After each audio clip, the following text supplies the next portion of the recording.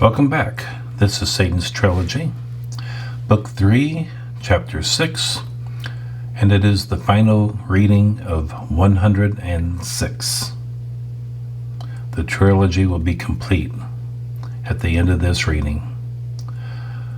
I am the author and the narrator. Sit back, relax, and let the story unfold. Satan stood back watching. He seemed frustrated for the moment. Nothing was working for Satan. He had hopes of defeating Bo Jackson within the next few minutes, yet somehow he had evaded his plan, and while on the floor, he seemed carefully guarded by his own escorts. Satan paced back and forth, waiting for Big John to count Bo out for the win. Esther continued to stand on the edge of the outer ring as Bo regained his strength. As Big John reached 2 minutes, Bo seemed to be stronger.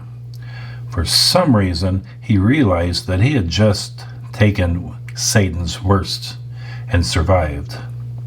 Bo was now ready to return to the ring and wrestle. Walking up the steps on the side of the ring, Bo went to the nearest corner and climbed the ropes. Once at the top, Bo leaped towards Satan and brought his legs forward, thrusting them against Satan's chest. Bo fell to the mat. The floor gave at least an inch as his massive body hit. Bo was quickly up. Satan had been knocked back against the ropes, where he held onto the top rope, preventing his being propelled back towards Bo Jackson. Bo wasn't waiting for Satan to be flung onto him.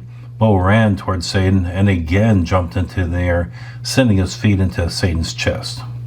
This time, as Bo fell to the floor, his legs grabbed Satan as he was being flung off the ropes. Bo quickly placed Satan into a leg lock that sent Satan into screams unlike anyone had ever heard.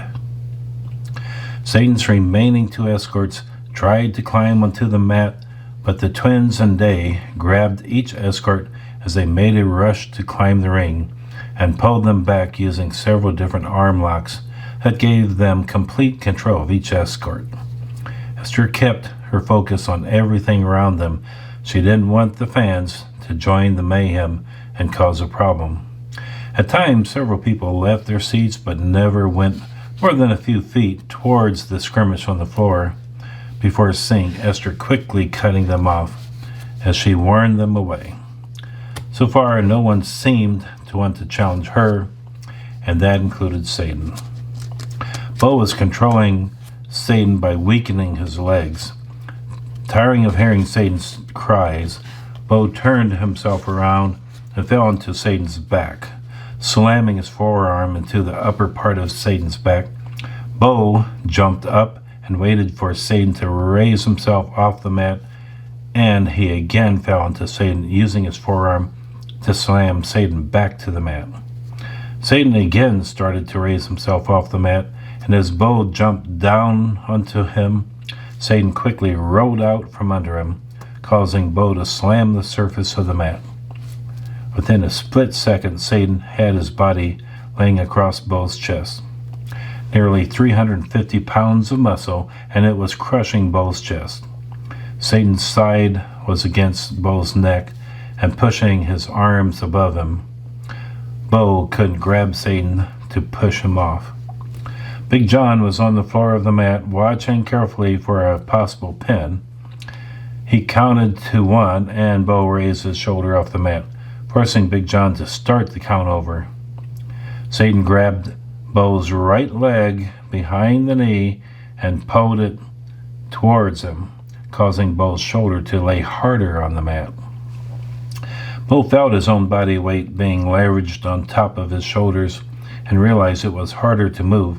Reaching for the ropes, Bo rocked his body several times on the mat as Satan focused on pinning Bo's shoulders. Eventually, Bo managed to reach for the ropes and pulled himself forward, having grabbed the lower rope. Big John saw Bo's hands on the ropes and quickly told Satan to release Bo.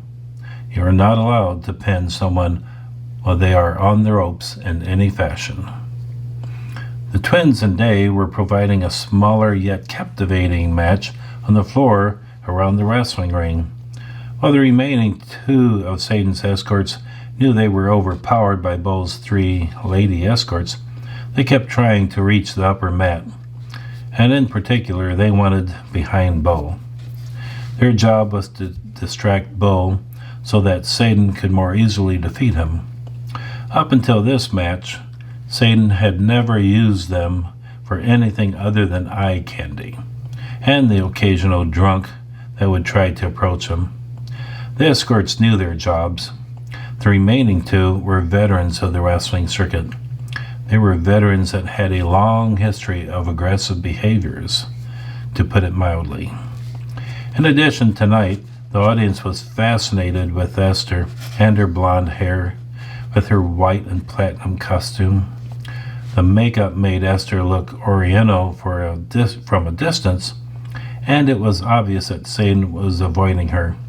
Satan would not approach Esther at any time or at any place on the wrestling mat. A large section of the crowd was chanting Bo, shouting out his name and waiting a second, then shouting it again.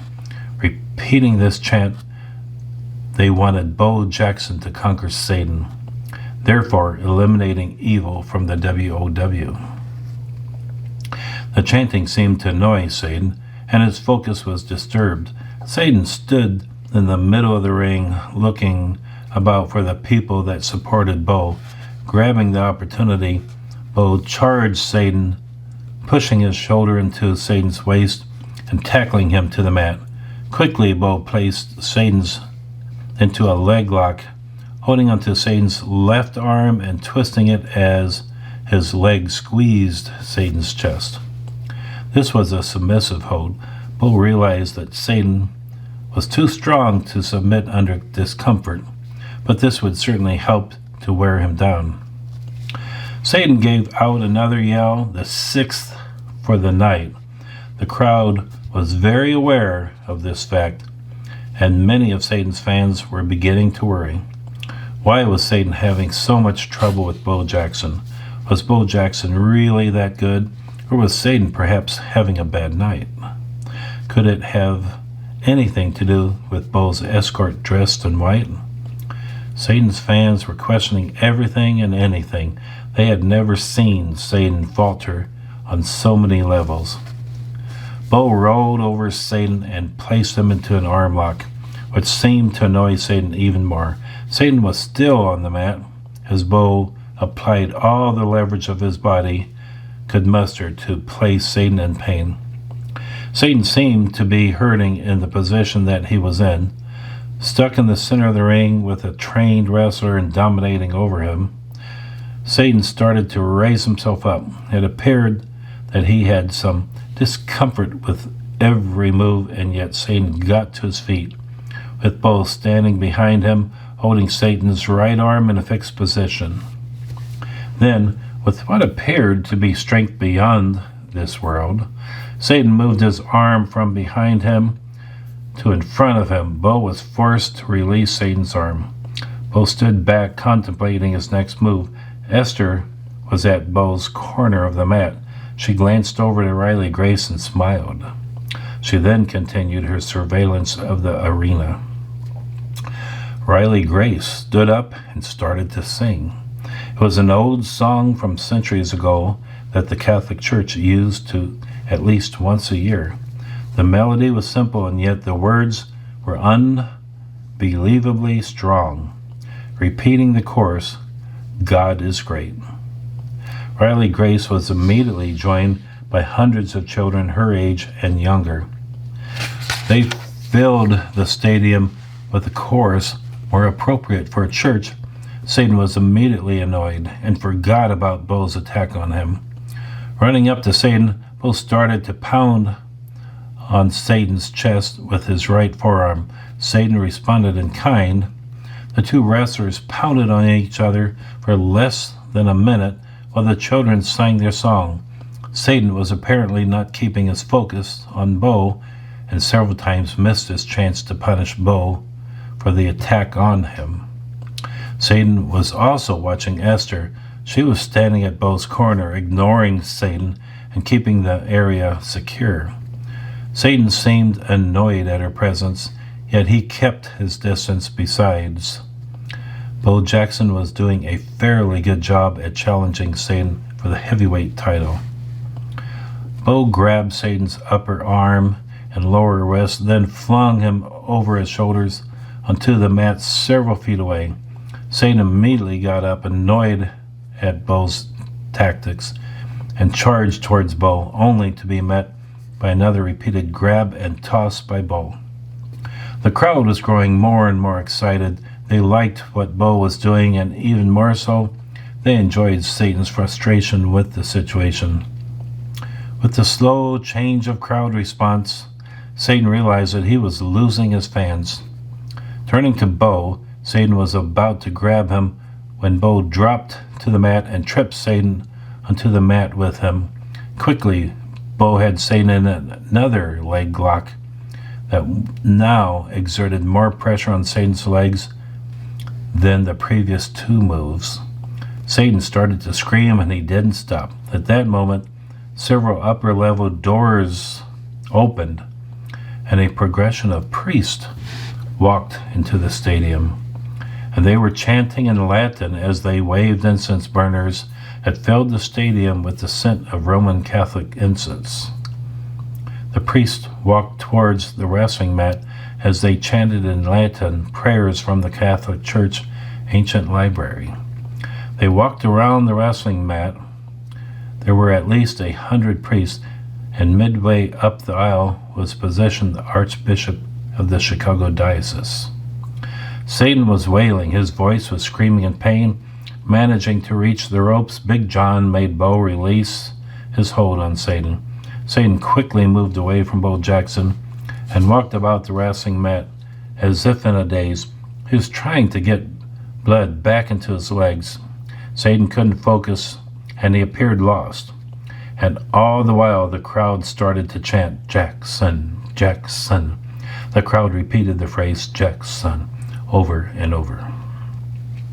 There were 6 entrances to the lower part of the stadium, and suddenly there appeared at each entrance 3 servants of the Catholic Church.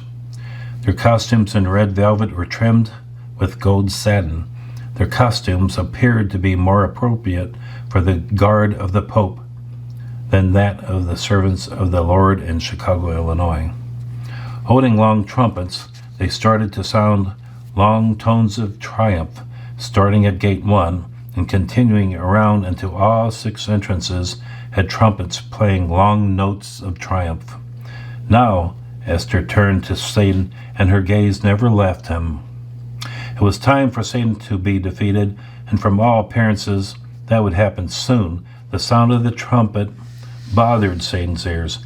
He placed his hands over his ears in an attempt to block the sound, as well choreographed staging from harming Satan, and the entire stadium saw it. Bo grabbed Satan again by his left arm and tossed him over his shoulder, landing Satan hard against the mat. The mat moved, but Satan didn't. The trumpets kept sounding an alarm of doom, and Satan fell victim to it. The children in the audience remained standing without any hesitation. All of the stadium children in the Coliseum started to recite the Apostles' Creed. I believe in God, the Father is Almighty. Bo jumped high over the body of Satan, laying on the mat, then fell down against Satan's chest with a sound that signaled finality to the match. Bo grabbed Satan's legs and raised them high, placing Satan's shoulders solidly against the mat. Big John was there, and he counted 1. Moving his arm, John counted 2, and finally 3. Satan had lost the match. The entire stadium was silent for a few moments. Perhaps was in disbelief that Satan was after all conquerable. Bo jumped up and raised his arms. The stadium erupted in cheers. Bo Jackson had defeated Satan. No one noticed the children that had recited a prayer were no longer visible, and the trumpeters were gone, and only a small vestige of priests remained visible as they walked out of the arena. Big John held up Bo's arm to signify his win. This made Bo Jackson the new heavyweight champion of the World Organization of Wrestlers. Bo couldn't contain himself and started to bounce around the ring, holding his arms up to each side of the stadium, proclaiming himself as champion. Esther watched Satan as he lay on the center of the mat. He appeared to be nearly lifeless. Jumping over the ropes, Esther went to the center of the ring and placed her hand on Satan's neck. She was looking for a pulse. There was none. Day was standing on the outside of the ring watching Esther's move. Esther spotted Day at the ring's side using American language hand gestures. Gesture quickly spelled out doctor. Day responded quickly and retrieved Simon Starr. They made their way to the center ring, though it was difficult with the fans crowding towards Bo Jackson. Black Gothic Band had been playing some really loud bass rhythms that were shaking the building. For some reason, they stopped and the stadium seemed less chaotic. Dr. Simon Starr quickly leaned over Satan. Esther had removed Satan's mask. Simon Starr opened Satan's right eye, flashed a light into it, and then he searched for a heartbeat using his stethoscope. Simon moved the spotlight of the wrestling world. Simon loved the spotlight of the wrestling world, but he was a very dedicated doctor, and he kept his bag ready to handle any emergency. Reaching inside of his black bag, Simon pulled out a large syringe filled with atropine and plunged it into Satan's heart. Esther had already cut away Satan's costume from his chest. Simon then pulled out 2 leads and attached them onto Satan's chest. Simon had started to charge the machine when he reached into his bag for the atropine. With Bo Jackson still prancing about the wrestling ring and the crowd screaming loudly, Dr. Starr was attempting to bring Satan back from the dead. Having quickly placed the 2 electrodes over Satan's heart, Dr. Starr told everyone to remove their hands from Satan's body. At that moment, a large rush of air surged from Satan's body and reached towards the stadium ceiling. Dr. Starr pushed a button, and Satan's body jerked as a quick jolt of electricity ran through his heart. He gasped for air and eventually was able to breathe in comfort. Satan was on his back. Looking at Esther, he asked in Tibetan language, "Where am I?" Esther had a small knowledge of the Tibetan language. She responded to Satan, "America." Esther could see he was confused, so she said in Chinese, "You are in Chicago." Satan looked weak. He looked at Esther and asked, "Why?" At that moment, the medical technicians grabbed Satan and placed him onto a gurney. Without any hesitation, Simon Starr told the paramedics, "Let's get him to Central Hospital quickly." The paramedics moved him off the mat and into an ambulance that had taken the same path Satan's coach had left the stadium by. Only a small number of people in the stadium bothered to be concerned about Satan as he was taken from the building, perhaps because so much of wrestling was exaggerated showmanship, or perhaps it was because they now had a new hero to follow in the W.O.W.